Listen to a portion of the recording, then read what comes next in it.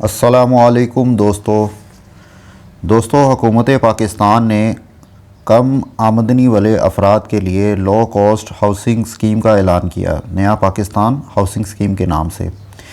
नया Pakistan housing scheme क्या है, कौन कौन लोग इसमें अप्लाई कर सकते हैं, इसका एलिजिबिलिटी क्राइटेरिया क्या है और कितनी मुद्दत तक के लिए आप लोन हासिल कर सकते हैं और घर की कीमत क्या होगी, इंटरेस्ट रेट क्या होगा, ये सारी तफसीलात हमने लास्ट वीडियो में डिटेल के साथ बयान की हैं। अगर आप वो देखना चाहते हैं तो ऊपर आई बटन पर क्लिक करके आप वो वीडियो देख सकते हैं। दोस्तों, आज की वीडियो में हम आपको बताएंगे कि application form, loan application form किस तरह से फ़िल करेंगे और इसमें कौन कौन सी रिक्वायरमेंट हैं, कौन कौन सी फ़ील्ड हैं जो कि हमें फ़िल करनी पड़ेंगी। तो चलिए स्क्रीन पे चलते हैं और शुरू करते हैं। दोस्तों, मिसाल के तौर पे हमने बैंक ऑफ पंजाब का एप्लीकेशन फ़ॉर्म जो है वो डाउनलोड किया है। आप किसी भी बैंक के एप्लीकेशन फ़ॉर्म को फ़िल कर सकते हैं।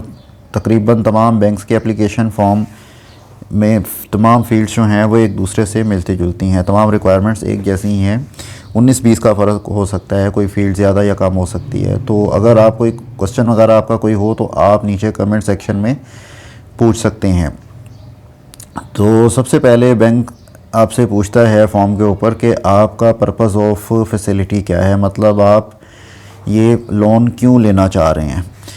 तो उसके लिए आप नीचे जो है वो टिक बॉक्स जो है कुछ ऑप्शंस दी गई हैं, इनमें से आप ऑप्शन सेलेक्ट कर सकते हैं। जैसे फ़र्स्ट ऑप्शन है आपकी लोन और फाइनेंसिंग एप्लीकेशन के लिए कि आप ये मकान आप घर या अपार्टमेंट की ख़रीदारी के लिए लेना चाह रहे हैं, यानी कि आप नया घर या नया फ़्लैट आप ख़रीदना चाह रहे हैं।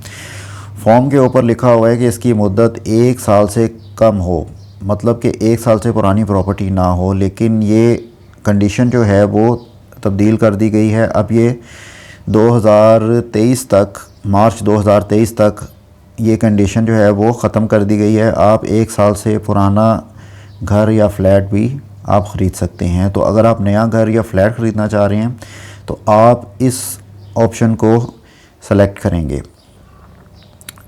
दूसरी ऑप्शन इसमें यह है कि आपने प्लॉट की ख़रीदारी करनी है और उस पर तामीर करनी है, मतलब आप ख़ुद से प्लॉट ख़रीद रहे हैं और फिर आप तामीर भी ख़ुद करवाना चाह रहे हैं, तो ये ऑप्शन भी अवेलेबल है, आप इसको सेलेक्ट कर सकते हैं। हाँ, अगर आपके पास अपना प्लॉट मौजूद है और फिर आप उसके ऊपर कंस्ट्रक्शन के लिए आप लोन लेना चाह रहे हैं तो उसके लिए आप इस ऑप्शन को क्लिक कर देंगे। Construction on self own plot, इसको आप क्लिक कर देंगे। और अगर आपने अपने मौजूदा घर में एक्सटेंशन करनी है या एक्सपेंशन करनी है तो उसके लिए आप ये वाली ऑप्शन सेलेक्ट कर सकते हैं। एक्सटेंशन या एक्सपेंशन से मुराद ये है कि अगर आपका घर जो है 5 मरले का है और उसमें कवर्ड एरिया 850 स्क्वायर फुट से कम है तो आप उसमें एक एक्स्ट्रा कमरा बनवाना चाह रहे हैं, एक एक्स्ट्रा बाथरूम या एक्स्ट्रा किचन बनाना चाह रहे हैं, तो ये एक्सपेंशन या एक्सटेंशन हो सकती है। लेकिन अगर आप मौजूदा घर की रेनोवेशन करना चाह रहे हैं, उसको गिरा के दोबारा बनाना चाह रहे हैं, तो उसके लिए आपको जो है अलग से अप्लाई करना पड़ेगा। और उसके लिए आप अगर पूरा घर गिरा के दोबारा बनाते हैं तो फिर वो थर्ड वाली ऑप्शन आ जाएगी, construction on self own plot, वो ये वाली ऑप्शन आ जाएगी। अच्छा, उसके बाद आ जाती है ऑप्शन के अमाउंट अप्लाइड फॉर, आप कितनी अमाउंट के लिए लोन के लिए आप अप्लाई करना चाह रहे हैं, वो लोन अमाउंट यहाँ पे लिख देंगे। टेन्योर क्या होगा, 5 साल के लिए आप लेना चाह रहे हैं, 10 साल में आप लोन लेना चाह रहे हैं या 20 साल के लिए लेना चाह रहे हैं, वो मुद्दत यहाँ पे आ जाएगी। उसके बाद owners on contribution through equity, यानी कि जो एप्लीकेशन देने वाला है वो अपनी तरफ से कितने पैसे जो है वो इस मकान के लिए ख़रीदारी के लिए आप कितने पैसे आप डालना चाहेंगे, जिसको हम डाउन पेमेंट भी कहते हैं। तो ये यहाँ पे डाउन पेमेंट की अमाउंट आ जाएगी। अच्छा, उसके बाद बैंकिंग रिलेशनशिप के आपका बीओपी में या जिस बैंक में आप अप्लाई कर रहे हैं वहाँ पे आपका अकाउंट मौजूद है या नहीं। अगर आप एग्जिस्टिंग बीओपी कस्टमर हैं, यानी बैंक ऑफ पंजाब कि आप अगर अकाउंट होल्डर हैं तो आप यहाँ पे येस को क्लिक कर देंगे और अपना अकाउंट नंबर यहाँ लिख देंगे, और अगर आप नहीं हैं तो आप जस्ट नहीं को क्लिक कर देंगे। उसके बाद आ जाती हैं पर्सनल डिटेल्स। पर्सनल डिटेल्स में आपने बताना है कि आप कौन हैं, आप मिस्टर हैं, मिसेस हैं या मिस हैं। अगर आप मिस्टर हैं तो आप मर्द हैं, आप यहाँ पे मिस्टर सेलेक्ट कर लें। अगर आप शादीशुदा हैं और कोई ख़ातून है तो वो मिसेस सेलेक्ट कर सकते हैं, MRS। और अगर आप सिंगल हैं और आप फ़ीमेल हैं तो आप MS यानी कि मिस ये सिलेक्ट कर सकते हैं। तो इस तरह से ये आपने नेमिंग कन्वेंशंस यूज़ करने हैं, और ये हमेशा आपने ब्लॉक लेटर्स में लिखने हैं। ये एप्लीकेशन पे भी लिखा हुआ है, आपने ब्लॉक लेटर्स यानी कि अंग्रेज़ी के बड़े हरूफ में एप्लीकेशन फ़िल करनी है। उसके बाद आपका नाम आ जाता है कि आपने अपना नाम बताना है कि शनाख्ती कार्ड के मुताबिक आपका नाम क्या है। ठीक है, जो शनाख्ती कार्ड CNIC के ऊपर आपका नाम लिखा गया है वो पूरा नाम यहाँ पे आप लिख देंगे। फिर आपकी आ जाएगी date of birth. Date of birth भी आपकी जो है वो शनाख्ती कार्ड के मुताबिक होनी चाहिए। जो शनाख्ती कार्ड पे डेट ऑफ़ बर्थ है आपने वही इसमें लिखनी है। और वो लिखने का तरीका क्या है कि पहले आपने दिन लिखने हैं यानी कि डे लिखना है, उसके बाद डैश और फिर आपका महीना आ जाएगा, और उसके बाद डैश और फिर उसके बाद आपका साल आ जाएगा। ठीक है, आम तौर पर जो फॉर्मेट है डेट ऑफ़ बर्थ का वो इस तरह से होता है, लेकिन यहाँ पर डेट ऑफ़ बर्थ का फॉर्मेट थोड़ा सा तब्दील है। यहाँ पे आपने क्या करना है कि पहले 2 बॉक्सेस में डे आ जाएगा, अगले 2 बॉक्सेस में मंथ आ जाएंगे, और आगे उसने 4 दफ़ा वाई लिखा है। इसका मतलब है आपने पूरा साल लिखना है। 1900 अगर 85 है तो 1985 इस तरह से आएगा। उसके बाद आप अपनी जेंडर आप सेलेक्ट कर सकते हैं कि आप मर्द हैं, औरत हैं, तो उसको आप सेलेक्ट कर सकते हैं यहाँ से। फिर आपने अपना CNIC नंबर, अपना कौमी शनाख्ती कार्ड नंबर वो यहाँ पे दर्ज करना है। कौमी शनाख्ती कार्ड नंबर में आप एक चीज़ का ख्याल रखिए कि जहाँ पे डैश आती है वो आपने बॉक्स छोड़ देना है। जैसे यहाँ पे उस बॉक्स को जो है वो कलर किया गया है, तो इस बॉक्स को छोड़ देना है जहाँ पे डैश आ जाती है, और बाकी नंबर्स आपने फिल कर देने हैं। CNIC इशू डेट आपने लिखनी है कि आपका कौमी शनाख्ती कार्ड किस डेट पे इशू हुआ। ये आप शनाख्ती कार्ड के ऊपर आप देख सकते हैं, वहाँ पे शनाख्ती कार्ड की इशू डेट और एक्सपायरी डेट लिखी हुई होती है। वो आपने एज इट इज़ जो है वो यहाँ पे एंटर कर देनी है। और यहाँ आप देखेंगे कि फॉर्मेट थोड़ा तब्दील है। यहाँ पे आपने फ़र्स्ट 2 बॉक्सेस में आपने डे लिखना है, अगले 2 बॉक्सेस में मंथ, और फिर आखिरी 2 बॉक्सेस में सिर्फ ईयर लिखना है। मतलब अगर आपका शनाख्ती कार्ड 1985 में आया है तो आखिरी 2 बॉक्सेस में 85 आएगा। इसी तरह से शनाख्ती कार्ड की एक्सपायरी वो आप यहाँ पे दर्ज कर देंगे। आप मार्शल स्टेटस अपना बताएंगे कि आप सिंगल हैं, शादीशुदा हैं, तलाक़ याफ्ता हैं, या फिर आप बेवा हैं। औरत की सूरत में आप बेवा वगैरह लिख सकते हैं। अच्छा, और उसके बाद आ जाता है नंबर ऑफ़ डिपेंडेंट, यानी आपके ऊपर कितने लोग डिपेंड करते हैं।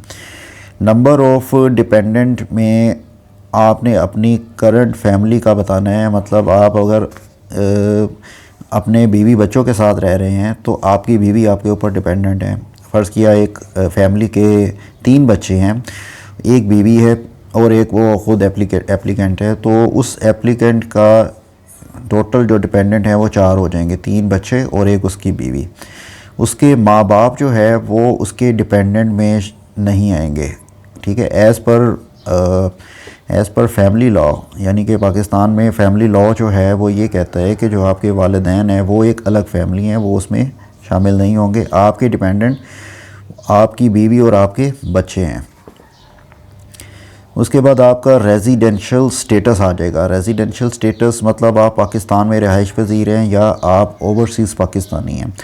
अगर आप पाकिस्तान में रह रहे हैं और पाकिस्तानी रिहायशी हैं, CNIC है आपके पास, तो आप इसको टिक मार्क कर देंगे, आप इसको सेलेक्ट कर लेंगे। और अगर आप ओवरसीज़ पाकिस्तानी हैं तो इसको आप इस फील्ड को आप छोड़ देंगे। फादर्स या स्पाउस का नाम, मतलब आपके फ़ादर का नाम वो यहाँ पे आ जाएगा। अगर जो है वो कोई ख़ातून लोन के लिए अप्लाई करना चाह रही हैं तो यहाँ पे जो है उनके हस्बैंड का नाम आ जाएगा, उनके खाविंद का नाम आ जाएगा। CNIC यानी कि आपके फ़ादर का या आपके स्पाउस का, आपके हस्बैंड का शनाख्ती कार्ड, कौमी शनाख्ती कार्ड नंबर वो यहाँ पे दर्ज कर देंगे। मदर्स मेडन नेम, अपनी वालिदा का नाम आपने दर्ज करना है, वो आपने यहाँ पे लिख देना है। वालिदा का नाम जो है वो शादी से पहले का, यानी कि अगर तो उनके शनाख्ती कार्ड पे आपके फ़ादर का नाम आपकी वालिदा के नाम के साथ है तो वो वाला नाम आपने लिखना है। अगर उनका ID कार्ड पुराना ही चल रहा है शादी से पहले का, तो जो वालिदा का नाम शादी से पहले था वो यहाँ पे लिख देंगे। आपकी एजुकेशनल क्वालिफ़िकेशन यानी कि आपकी तालीमी काबिलियत क्या है, इसमें मैट्रिक, इंटरमीडिएट, बैचलर्स या मास्टर्स या कोई और डिग्री है, ACCA, MBA, कोई भी डिग्री या कोई डिप्लोमा, कोई सर्टिफिकेट, उसके लिए आप अदर्स को सिलेक्ट कर देंगे। अगर आप बैचलर्स हैं, आप ग्रेजुएट हैं, आप इसको सिलेक्ट कर देंगे। आपकी ज़्यादा से ज़्यादा जो क्वालिफ़िकेशन है आपने उसको सेलेक्ट करना है। ये कोई एक ऑप्शन सेलेक्ट करनी है, इसमें सारी ऑप्शंस पे आपने टिक नहीं लगाना। फिर आपका आ जाता है करंट रेजिडेंशियल एड्रेस, यानी कि मौजूदा आपका रिहायशी पता वो आप लिखेंगे जहाँ पे इस वक्त आप रिहाइश पज़ीर हैं, इस वक्त आपकी रिहाइश है, वो आप पता यहाँ पे दर्ज कर देंगे। आपने ये बताना है कि आपका जो करंट रेजिडेंशियल स्टेटस वो क्या है, क्या वो घर आपका अपना है या वो किराए का है, तो आप रेंटेड को सेलेक्ट कर लेंगे। क्या आप अपने वालिदैन के घर में रह रहे हैं या आपका जॉइंट फैमिली सिस्टम है, बहन भाई इकट्ठे रहते हैं या भाई मिलकर इकट्ठे रह रहे हैं, वो सिलेक्ट कर लें। या फिर अदर स्पेसिफाई, या आप किसी और के साथ शेयर्ड बेसिस पे रह रहे हैं, मतलब एक फैमिली, एक घर है, एक फैमिली नीचे रह रही है, एक फैमिली ऊपर, लेकिन वो किराया उसका आधा आधा हाफ पे कर रहे हैं। तो जो भी आपका फैमिली का स्टेटस है वो आप यहाँ से सिलेक्ट कर लेंगे। मंथली रेंट आपका कितना है, कितना महीने का आप किराया अदा करते हैं, वो यहाँ लिख देंगे। रेजिडेंस सिंस, ये आपने ईयर्स में बतानी है कि आप कब से इस मकान में रिहाइश पज़ीर हैं, जहाँ पे आप मौजूदा आपका रिहाइश पज़ीर हैं, आप किराए के मकान में, आपको कितने साल हो गए हैं। आपने साल लिखने हैं यहाँ पे, महीने या दिन नहीं लिखने। रिहायशी मुद्दत कितने साल से, 10 साल से, 5 साल से, वो आपने यहाँ पे नंबर लिख देना है। आपका टेलीफोन नंबर, लैंडलाइन नंबर या आपका सेल फ़ोन नंबर, आपका मोबाइल नंबर, वो आप यहाँ पे दर्ज कर देंगे। ईमेल एड्रेस आप यहाँ पे लिख देंगे, आपका कोई ईमेल एड्रेस है। परमानेंट रेजिडेंशियल एड्रेस, अगर आपका परमानेंट रेजिडेंशियल एड्रेस और करंट रेजिडेंशियल यानी कि मौजूदा रिहायशी पता और मुस्तकिल रिहायशी पता अगर तो सेम है तो फिर इसको लिखने की ज़रूरत नहीं है, लेकिन अगर वो डिफरेंट है, अगर आपका परमानेंट रेजिडेंशियल एड्रेस कुछ और है तो वो आप यहाँ दर्ज कर देंगे। आपका प्रेफर्ड मेलिंग एड्रेस क्या होना चाहिए, मतलब बैंक आपसे जो ख़तो कताबत करेगा, जो आपसे रब्ता रखेगा, वो आपके कहाँ किस पते पे होना चाहिए, वो आपके रिहायशी रेजिडेंशियल एड्रेस पे हो या आपके ऑफिस के एड्रेस पे हो, वो आप यहाँ से सेलेक्ट कर सकते हैं। यहाँ आपके एप्लीकेशन के साइन आ जाएंगे। आप अपने शनाख्ती कार्ड के मुताबिक जो आपके दस्तखत हैं, आपके साइन हैं, जो साइन आपने कौमी शनाख्ती कार्ड पे किए हैं वही साइन आपने यहाँ पे करने हैं, ये मैच होते हैं यहाँ से। अगला सेक्शन आ जाता है जिसमें आप अपनी मुलाजमत की तफसीलात आप बता सकते हैं। अगर आप मुलाजमत करते हैं, अगर आप सैलरीड पर्सन हैं, तनख्वाहदार हैं, तो वो यहाँ पे तफसीलात अपनी दर्ज करेंगे। आप बताएंगे कि आपका ऑक्यूपेशन या प्रोफेशन क्या है, मतलब आप डॉक्टर हैं, इंजीनियर हैं, आप अकाउंटेंट हैं, आप उस्ताद हैं, टीचिंग करते हैं, आप क्लर्क हैं, आप दुकानदार हैं, कोई भी पेशा जो आप काम करते हैं वो आप यहाँ पे लिख देंगे। उसके बाद आप बताएंगे कि आपकी जो मुलाजमत है वो किस किस्म की है, कि आप कॉन्ट्रैक्चुअल एम्प्लॉई हैं तो आप कॉन्ट्रैक्ट को कर देंगे, यानी आपका मुआहदा है 1 साल का, 2 साल का, या आप मुस्तकिल परमानेंट एम्प्लॉई हैं तो आप इसको सेलेक्ट कर देंगे। अगर आप एड हॉक रेपुटेशन की बेस पे आप जॉब कर रहे हैं तो आप इसको सेलेक्ट कर देंगे। अगर कोई और, मतलब आप डेली वेजेस पे काम कर रहे हैं, या कई मुलाजमीन ऐसे हैं जिनको हफ्ते बाद या 15 दिन बाद सैलरी मिलती है, तो वो इसको अदर को सिलेक्ट कर देंगे और साथ उसमें लिख देंगे कि आपकी सैलरी जो है वो 15 दिन बाद है, या डेली वेजेस है तो वो डेली वेजर्स लिख देंगे। अब नेक्स्ट ऑप्शन है आपकी एम्प्लॉयर या कंपनी का, आपका कंपनी का एड्रेस, जहां आप मुलाजमत कर रहे हैं उस कंपनी का नाम यहाँ पे लिख देंगे। एम्प्लॉयर आपका गवर्नमेंट है या सेमी गवर्नमेंट है, मतलब वो किस किस्म का है। आप गवर्नमेंट के इदारे में काम कर रहे हैं तो इसको सेलेक्ट कर देंगे। सेमी गवर्नमेंट इदारे हैं कुछ जो कि पार्शली प्राइवेट सेक्टर के पास है और पार्शली गवर्नमेंट के पास है, उस सूरत में आप इसको सेलेक्ट कर लें। अगर वो मुकम्मल प्राइवेट अदारा है तो उसको आप यहाँ से सेलेक्ट कर लें, या फिर कोई और अगर इसकी कोई किस्म है तो वो इन तीनों में से भी नहीं आ रही तो वो आप इस यहाँ पे सिलेक्ट कर सकते हैं अदर्स की ऑप्शन में। आपका डिपार्टमेंट में डेजिग्नेशन आपका क्या है और आपका डिपार्टमेंट क्या है, मतलब आप टीचर हैं और वो टीचर जो है वो उस किस डिपार्टमेंट में है, वो इंग्लिश डिपार्टमेंट में है, वो उर्दू डिपार्टमेंट में है, ठीक है, वो लिख सकते हैं। या आप क्लर्क हैं तो आप किस डिपार्टमेंट में क्लर्क हैं, आप फाइनेंस में हैं, आप आईटी में हैं, आप एडमिन में हैं, तो वो डिपार्टमेंट का नाम यहाँ अपने डेजिग्नेशन के साथ, अपने ओहदे के साथ आप लिख देंगे। डेट ऑफ जॉइनिंग यानी कि आपने मौजूदा जो मुलाजमत है वो कब से स्टार्ट की, तारीख़ शमूलियत यानी कि डेट ऑफ जॉइनिंग के किस तारीख़ को आपने ये मौजूदा जॉब स्टार्ट की, वो आपने तारीख़ यहाँ लिख देनी है। ग्रॉस मंथली इनकम, आपकी कुल माहाना तनख्वाह कितनी है। ग्रॉस मंथली इनकम का मतलब है कि आपकी टोटल इनकम जो सैलरी स्लिप पे लिखी होती है, टैक्स वगैरह काटने से पहले तो टोटल जो इनकम है वो आपने यहाँ पे लिखनी है। आपके ऑफ़िस का कॉन्टेक्ट नंबर वो आ जाएगा, आपका ऑफ़िस का जो भी कॉन्टेक्ट नंबर है, चाहे वो मोबाइल नंबर है या लैंडलाइन नंबर है, वो आप यहाँ पे लिख दें। अगर आपने इससे पहले कोई और मुलाजमत की है तो उस कंपनी की तफसीलात आप यहाँ लिख सकते हैं। कंपनी का नाम, डेजिग्नेशन आपका क्या था, और फ्रॉम से टू यानी कि आपने किस तारीख से वो मुलाजमत शुरू की और कब तक, यानी कि कब आपने रिज़ाइन दिया या वो मुलाजमत छोड़ दी। ये तफसीलात आप यहाँ पे फिल कर सकते हैं। अगर आप सैलरीड एम्प्लॉय नहीं हैं और आप सेल्फ़ एम्प्लॉयड हैं, मतलब आप अपनी दुकान चला रहे हैं, अपना काम कर रहे हैं या अपना बिज़नेस चला रहे हैं, तो उस सूरत में आपको ये तफसीलात जो है वो यहाँ फिल करनी होंगी।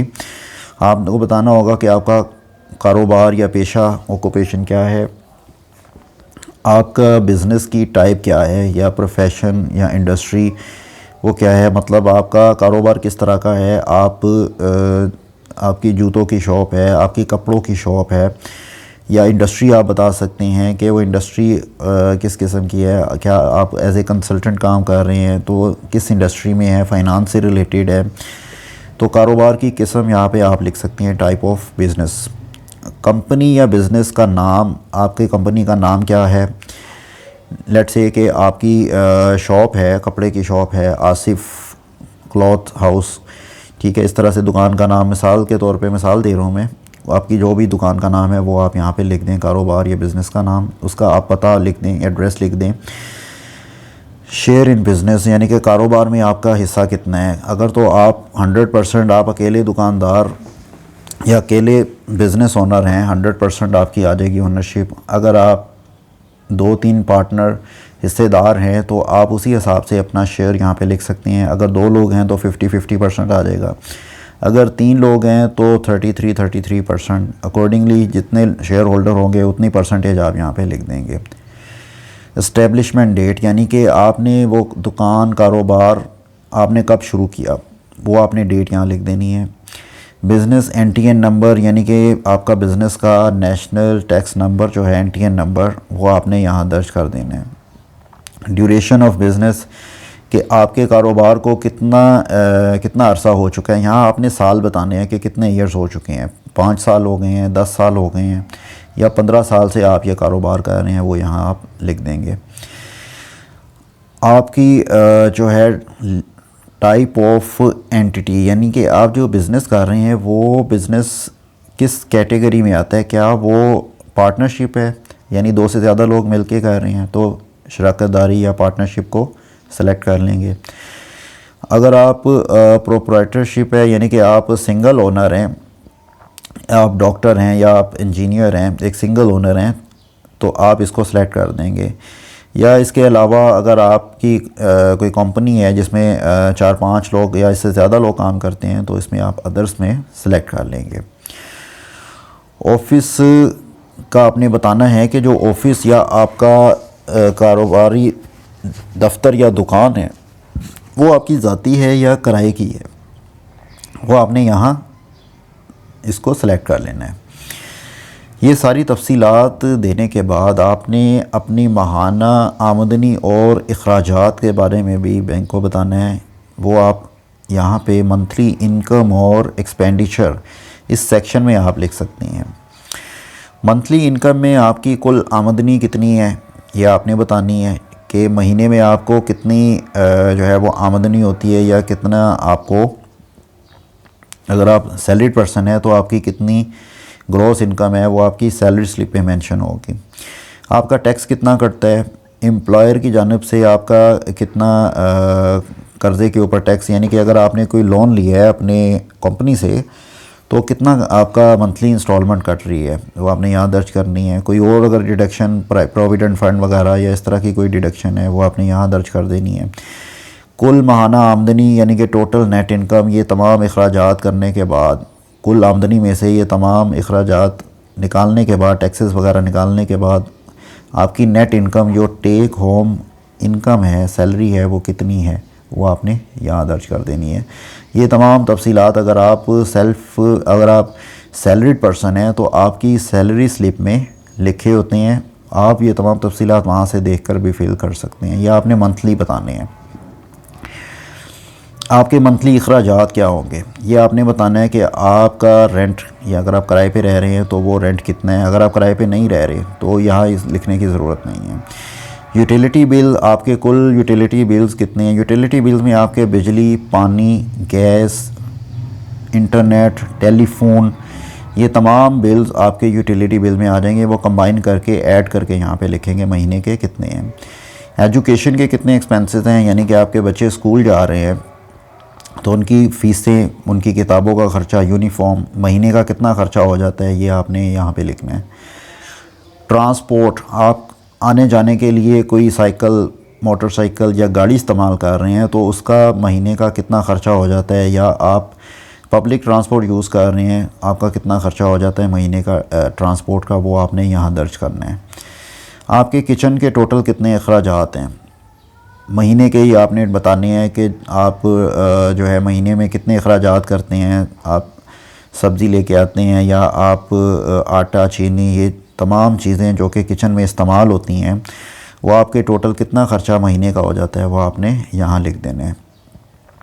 कार्ड या लोन पेमेंट्स, अगर आपने कोई क्रेडिट कार्ड लिया है उसकी कोई पेमेंट वगैरह महीने में आप पे करते हैं, या आपने कोई और लोन लिया है, पर्सनल लोन है, आप उसकी जो है इंस्टॉलमेंट वगैरह पे कर रहे हैं वो यहाँ आप दर्ज कर देंगे। अगर आपके पास नहीं है तो इसको आप छोड़ देंगे।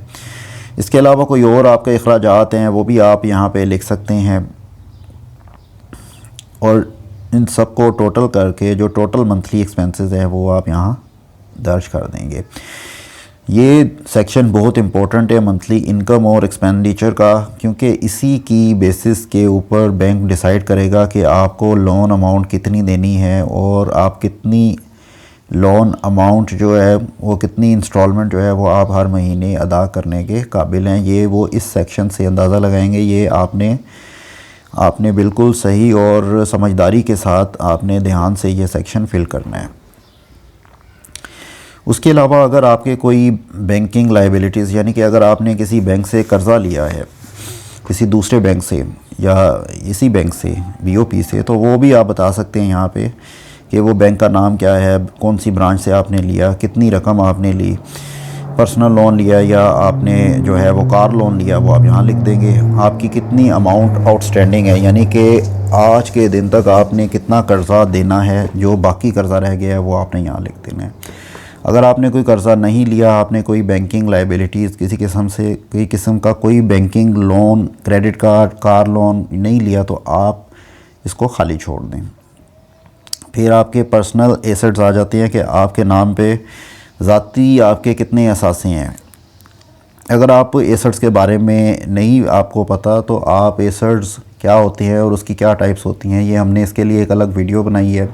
आप ऊपर आई बटन में क्लिक करके वो वीडियो देख सकते हैं। इसका लिंक भी मैं डिस्क्रिप्शन में ऐड कर दूंगा, वहाँ भी आप वीडियो ये देख सकते हैं और आप ये जान सकते हैं कि एसेट्स क्या होते हैं और कौन कौन से किस किस तरह के एसेट्स होते हैं, इनको हम किस तरह से डिफ्रेंशिएट कर सकते हैं। तो यहाँ आप अपने पर्सनल एसेट्स आप बता देंगे कि आपके नाम पे कोई मकान है, कोई प्लॉट है, कोई घर है, कोई कार है या फर्नीचर है, कोई भी एसेट आपके नाम पे है वो आप यहाँ पे दर्ज कर दें और उसकी टोटल कीमत बता देंगे कितनी है। नीचे आप जो है वो को एप्लीकेंट यानी आपकी एप्लीकेशन के अलावा कोई दूसरा भी आपके साथ अप्लाई करना चाह रहा है इस लोन के लिए, को एप्लीकेंट के साइन यहाँ पे कर देंगे। अगर वो नहीं है तो इसको खाली छोड़ देंगे अगर आप सिंगल एप्लीकेंट हैं। उसके बाद आपकी प्रॉपर्टी की डिटेल्स आ जाएंगी कि जो प्रॉपर्टी आप ख़रीदना चाह रहे हैं उसकी तफसीलात आप ये बताएंगे कि ये प्रॉपर्टी जो है वो किसके नाम पर है, एग्जिस्टिंग जो ओनर है, मौजूदा मालिक है उसका नाम लिखेंगे, उसका शनाख्ती कार्ड नंबर लिख देंगे और उस प्रॉपर्टी का मौजूदा जो एड्रेस है वो लिख देंगे। ये तफसीलात आपने बड़े ध्यान से और दुरुस्त आपने जो है वो लिखनी है, क्योंकि जो मालूमात आप बैंक को दे रहे हैं, बैंक वो मालूमात जो है वेरिफिकेशन के लिए उसको दरकार होंगी और वो अगर दुरुस्त होंगी तो वो आपके लिए अच्छा है। अगर आप उसमें कोई गलत बयानी करेंगे या गलत मालूमात इसमें दर्ज कर देंगे तो वो आपकी लोन डिसीजन पे इफ़ेक्ट हो सकता है, मे भी आपको बैंक लोन ना दे। तो बैंक के साथ आपने जो है वो सही मालूमात शेयर करनी है, बिल्कुल दुरुस्त मालूमात आपने लिखनी है। जिस चीज़ का आपको इल्म नहीं है तो वो आप बैंक के ऑफिसर से आप पूछ सकते हैं या आप नीचे डिस्क्रिप्शन में क्वेश्चन पूछ सकते हैं, मैं उसका रिप्लाई कर दूंगा, वो आपको बता दूंगा।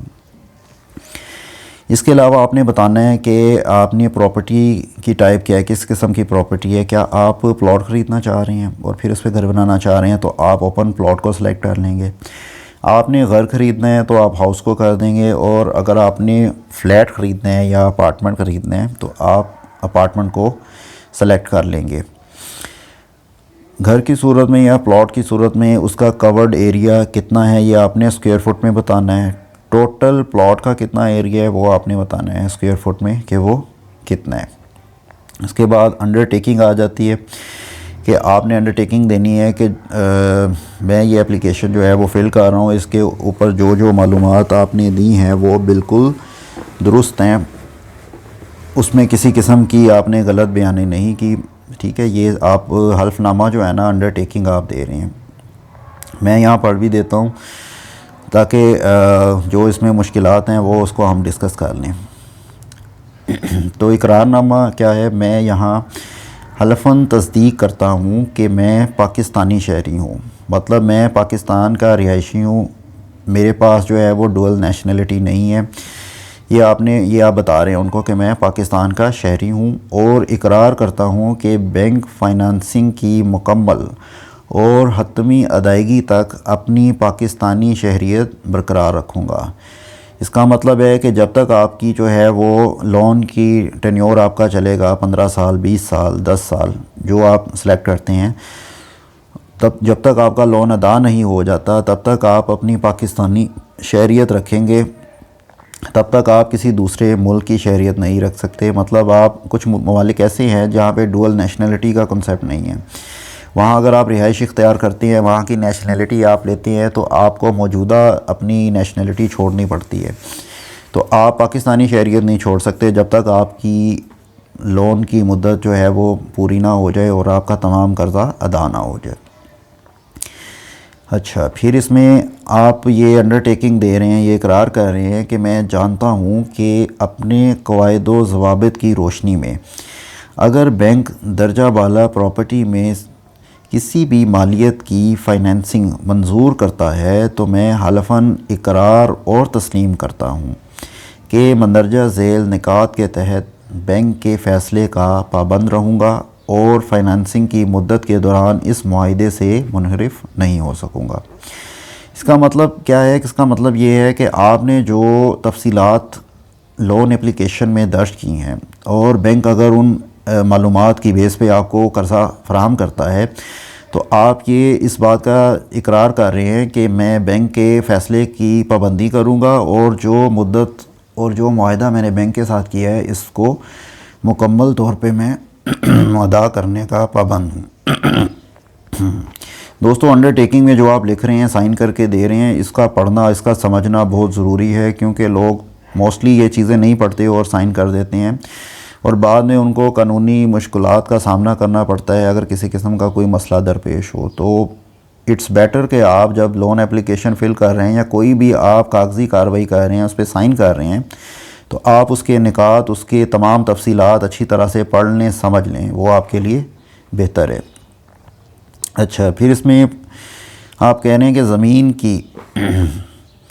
ज़मीन की जो असेसमेंट की कीमत है और इसके तामीर के जो अखराजात हैं वो आपने बिल्कुल दुरुस्त आपने बताने हैं। तयशुदा तारीख़ की अदायगी ना होने की सूरत में इजाफ़ी रकूम की अदायगी का तयन, यानी कि अगर आपने जो इंस्टॉलमेंट है बैंक की तरफ से वो आपने मुकर्ररा तारीख़ पर अदा नहीं की तो बैंक आपसे लेट पेमेंट चार्जेस जो है, पेनल्टी, वो भी आपके ऊपर लगा सकता है, वो भी आपको अदा करने पड़ेंगे।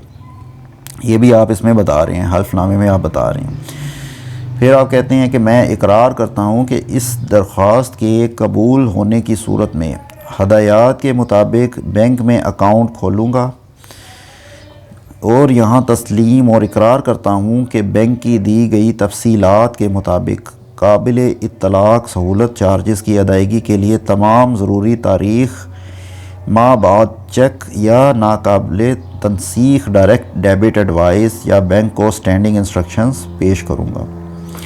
यानी आप इस चीज़ का इकरार कर रहे हैं कि अगर ये एप्लीकेशन आपकी मंजूर हो जाती है तो उस सूरत में बैंक में आपका एक अकाउंट खोला जाएगा और उस अकाउंट में आपने अपनी तमाम जो इंस्टॉलमेंट्स हैं वो आपने अदा करनी है। इसके अलावा जो एप्लीकेशन फ़ीस है वो आपने अदा करनी है और आप बैंक को जो है वो चेक भी लिख के दे सकते हैं।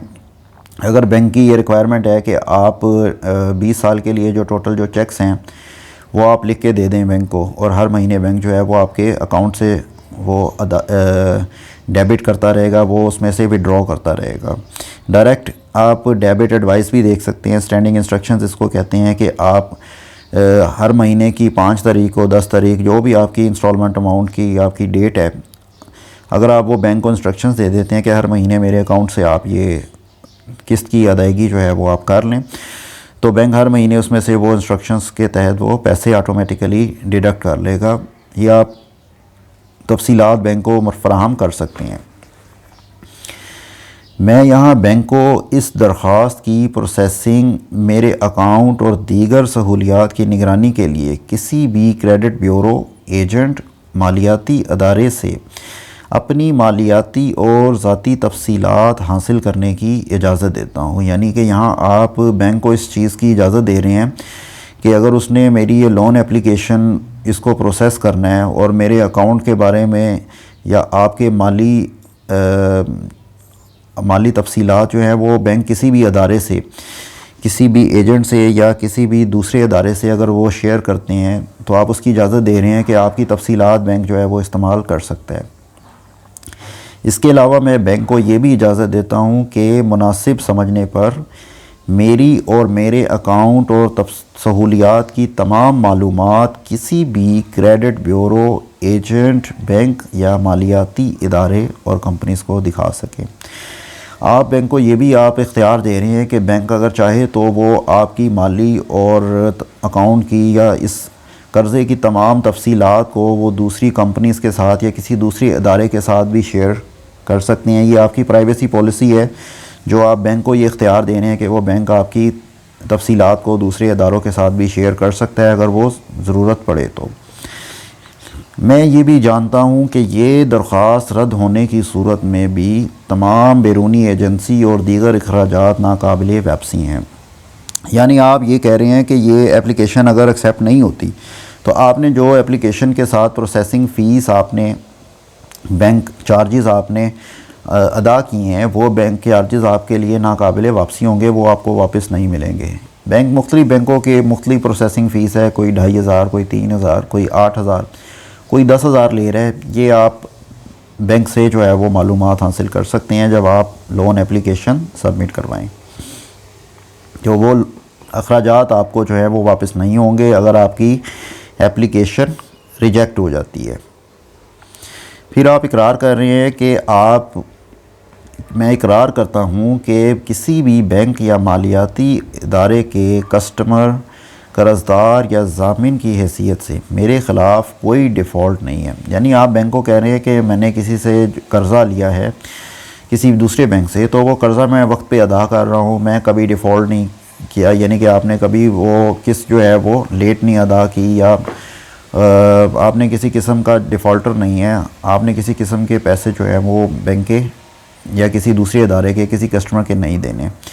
मैं ये भी ज़मानत देता हूँ कि बाद रजिस्ट्रेशन बैंक के किसी सरमायाकारी सिलसिले में अगर मेरे ख़िलाफ़ किसी भी क्रेडिट ब्यूरो में डिफ़ॉल्ट ज़ाहिर होता है तो हाउस फाइनेंस के हसूल के लिए बैंक या मालियाती अदारे में मेरी जमा कराई गई फ़ीस नाकाबिले वापसी ज़ब्त कर ली जाएगी। यानी अगर बाद में भी बैंक को ये पता चल जाए एप्लीकेशन की तस्दीक के दौरान कि आपने किसी मालियाती अदारे से कोई कर्ज़ लिया है और वो कर्ज़ आपने अदा नहीं किया, आप डिफ़ॉल्टर हैं, तो बैंक जो है वो आपकी जमा की हुई फ़ीस जो है प्रोसेसिंग फ़ीस वो ज़ब्त कर सकता है। ये भी आप उसको बैंक को इख्तियार दे रहे हैं। तो ये तफसीलात जो है पढ़ना बहुत ज़रूरी है। इसमें बहुत सी चीज़ें ऐसी हैं जो आप बैंक को जो है वो इख्तियारात दे रहे हैं। अंडरटेकिंग में यही चीज़ें मेंशन होती है जो कि आम तौर पर लोग इग्नोर कर देते हैं, इसको नहीं पढ़ते, इसको पढ़ना चाहिए।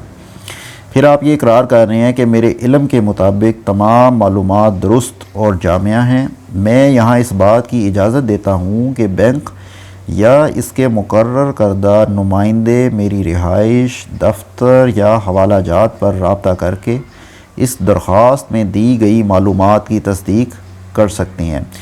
यानी आप बैंक को ये इख्तियार दे रहे हैं कि बैंक किसी भी लम्हे किसी भी वक्त आपकी मालूमात की तस्दीक के लिए कोई नुमाइंदा मुकर्रर कर सकता है।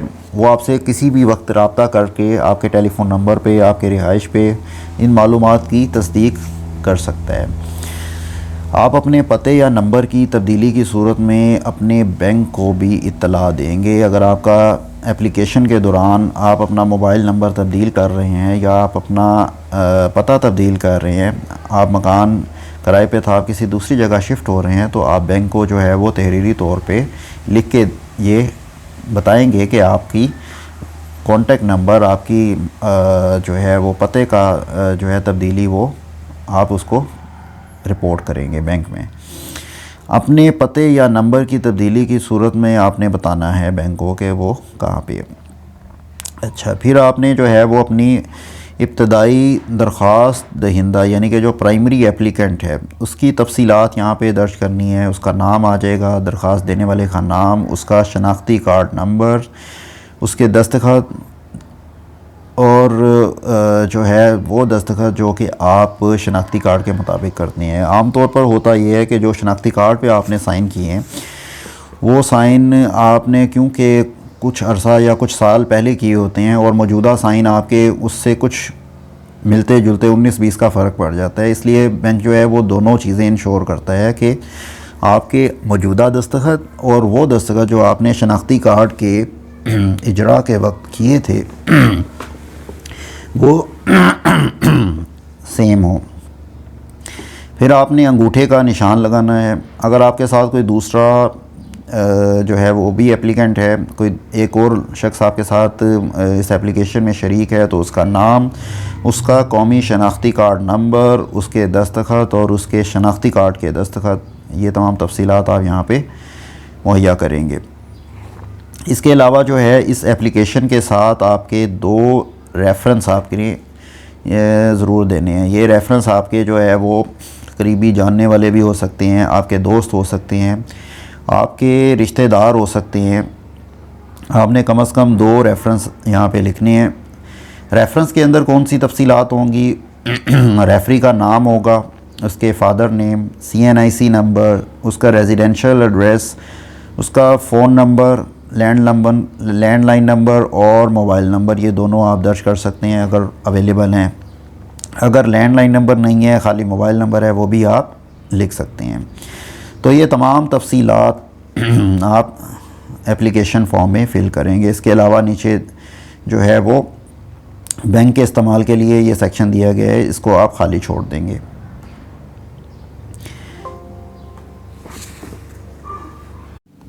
अगर आप को एप्लीकेंट हैं, को एप्लीकेंट यानी कि मौजूदा एप्लीकेंट के अलावा अगर उसके साथ कोई दूसरा एप्लीकेंट भी है तो उसकी तफसीलात सेम उसी तरह से फ़िल कर देंगे जैसे हमने मेन एप्लीकेंट की फ़िल की थी। इसके अलावा को एप्लीकेंट की मुलाजमत की तफसीलात वो भी ऐसे ही दर्ज कर देंगे जैसे हमने ऊपर दर्ज किए हैं, सेम उसी तरह से उसका नाम, उसका जो है उसकी सैलरी की मालूमात, उसके तमाम तर तफसीलात, उसके एड्रेस, मोबाइल फ़ोन नंबर, हर चीज़ आप यहाँ पे दर्ज कर देंगे। उसके अलावा उसके इनकम या एक्सपेंसेस के अखराजात, ये भी को एप्लीकेंट की सूरत में आप यहाँ पे दर्ज कर देंगे।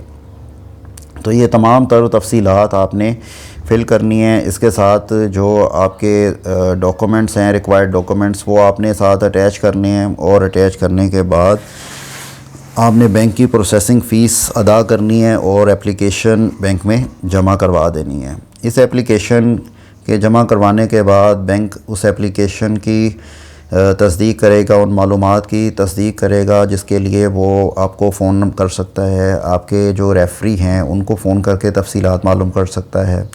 बैंक का नुमाइंदा आपकी जो है वो प्रॉपर्टी पे विज़िट कर सकता है ताकि वो आपकी तस्दीक कर सके आप इस जगह पे रिहाइश पज़ीर हैं या आप जहाँ काम करते हैं वहाँ पे आपका नुमाइंदा जाके तस्दीक कर सकता है, एम्प्लॉयमेंट की तस्दीक। इसके अलावा आपने जो प्रॉपर्टी ख़रीदनी है उसकी तफसीलात, उसकी वैल्यूएशन बैंक कर सकता है।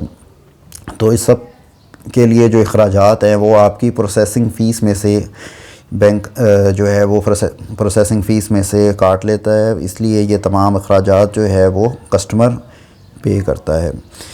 तो आप दुरुस्त मालूमात बैंक को प्रोवाइड करें अपनी लोन एप्लीकेशन में। कोई किसी किस्म की तफसीलात आपको जाननी है तो उसके लिए आप बैंक के नुमाइंदे से बात कर सकते हैं, हेल्पलाइन पे आप कॉल करके पूछ सकते हैं। इसके अलावा आप मज़ीद मालूमात लेना चाह रहे हैं तो नीचे डिस्क्रिप्शन में आप कमेंट सेक्शन में आप क्वेश्चन पूछें, मैं आपको उसका रिप्लाई करूँगा। अगर ज़रूरत हुई तो मज़ीद इस टॉपिक पे हम वीडियो और बनाएंगे। अब तक के लिए इतना ही। अगर वीडियो आपको अच्छी लगी हो तो अपने दोस्तों, अजीज़ रिश्तेदारों के साथ शेयर करें या उन लोगों के साथ जो अपना घर लेना चाह रहे हैं बैंक से लोन लेके और वो उनको नहीं मालूम कि किस तरह से हमने लोन एप्लीकेशन फ़िल करनी है, उनके साथ शेयर करें। वीडियो अच्छी लगी हो तो वीडियो को लाइक कर दें, चैनल को सब्सक्राइब करें। अब तक के लिए इतना ही। अल्लाह हाफिज़।